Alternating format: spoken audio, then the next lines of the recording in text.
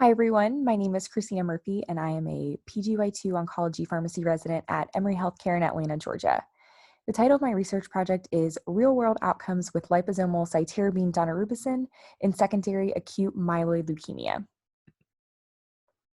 Neither myself nor my co-investigators have anything to disclose. So AML is characterized by rapid proliferation of immature myeloid cells or blasts in the bone marrow.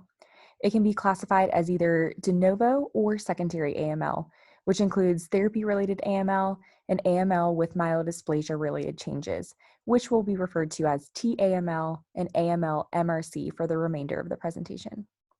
Secondary AML is associated with features including older age, complex cytogenetics, and resistance phenotypes that are difficult to treat and have historically poor outcomes. Initial treatment for AML is usually given in two phases, induction and consolidation. The goal of induction is to achieve a complete response or remission, meaning that there are fewer than 5% blasts circulating in the blood, and all blood cell counts are back to normal or near normal. The CPX-351 is a liposomal formulation of cytarabine and daunorubicin in a fixed 5:1 molar ratio, designed for improved cellular uptake and preferential drug delivery to leukemia cells. It was approved in 2017 for treatment of adults with TAML or AML-MRC. The approval was based on a phase 3 trial of about 300 patients aged 60 to 75 with newly diagnosed AML for induction versus our standard induction, also known as 7+3. CPX-351 demonstrated statistically significant improvements in both overall survival and complete response rate. A post-hoc analysis indicated certain subgroups who appeared to have inferior outcomes, including unfavorable cytogenetics, FLT3 mutations, and prior hypomethylating agent exposure. A retrospective study, including 30 patients under the age of 60, showed a lower response rate compared to clinical trial data. Additionally, Rogers and colleagues, in a retrospective study of 37 patients, reported higher overall response rates than the initial studies, with the greatest benefit demonstrated in younger patients. Of note, patients in these studies had complex and unfavorable cytogenetics, and approximately a quarter of patients received a bone marrow transplant following induction. So clinically, where is there a gap warranting further investigation?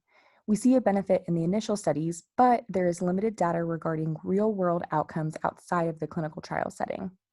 Additionally, patients younger than 60 years old were excluded from the original trials.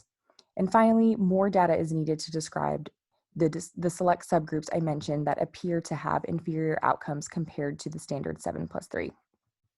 Therefore, the purpose of my research project is to assess response rates, adverse events, and prescribing patterns of CPX-351 at our institution outside of the clinical trial setting. The primary outcome was to identify rates of complete remission and complete remission with incomplete blood count recovery at our institution. Secondary objectives included time to hematologic count recovery, rates of infection, stem cell transplant, and alternative second induction or consolidation regimens. This study was a retrospective chart review of patients treated at Emory's Winship Cancer Institute, receiving CPX-351 between August 1st, 2017 to June 1st, 2020. Adults with TAML or AML-MRC who received at least one induction cycle with CPX-351 were included. Treatment at outside facilities was considered a reason for exclusion. The statistical analysis used in the study are outlined in the table for your reference.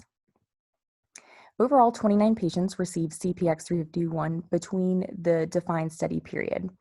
Patients less than 60 years of age were well represented, and the studied population was majority Caucasian males with AML-MRC.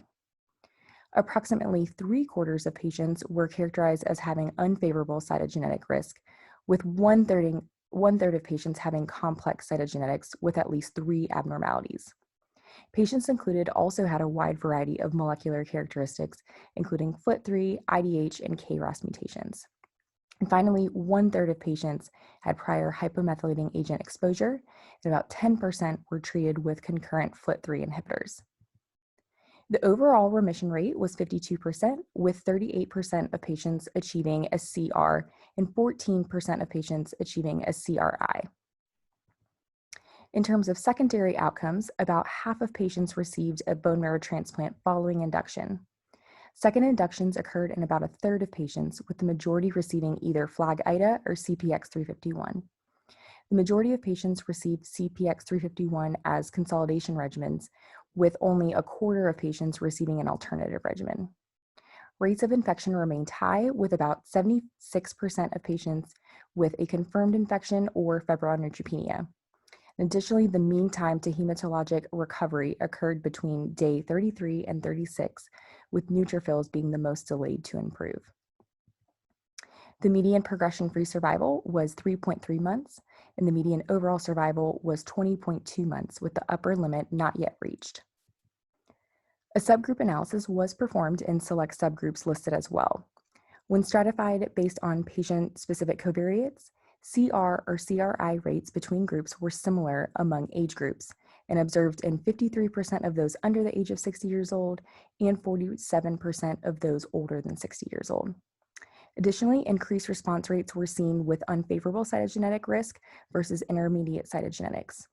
Response rates in the absence of hypomethylating agent exposure was also significantly increased, with 80% versus 20% of patients achieving a CR or CRI in each group, respectively.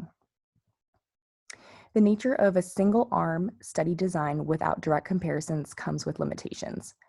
As a single-center study, there are potential differences in the utilization of CPX-351 and therefore selection bias between providers. As mentioned previously, about half of patients received a transplant post-CPX-351, making it difficult to truly assess the impact of CPX-351 on survival. Overall, remission rates in the study were comparable to rates described in previous trials with CPX-351. Previous studies included more than double the number of patients with complex cytogenetics and triple the number with TP53 mutations, possibly contributing to these outcomes. Higher overall survival rates in the study could be explained by the increased number of patients proceeding to transplant versus previous studies and will be further explored in follow-up subgroup analyses. Patients less than 60 years old experienced similar outcomes to older patients, while those with prior hypomethylating agent exposure experienced worse outcomes than hypomethylating exposure naive patients. As we continue to gather more experience with liposomal Cytarabine-Daunorubicin, further research should continue to focus on subsets of patients who would benefit from CPX-351 therapy for secondary AML. The answer to the assessment question is all of the above. I'd like to acknowledge my co-investigators and statisticians for all their hard work. And that concludes my presentation.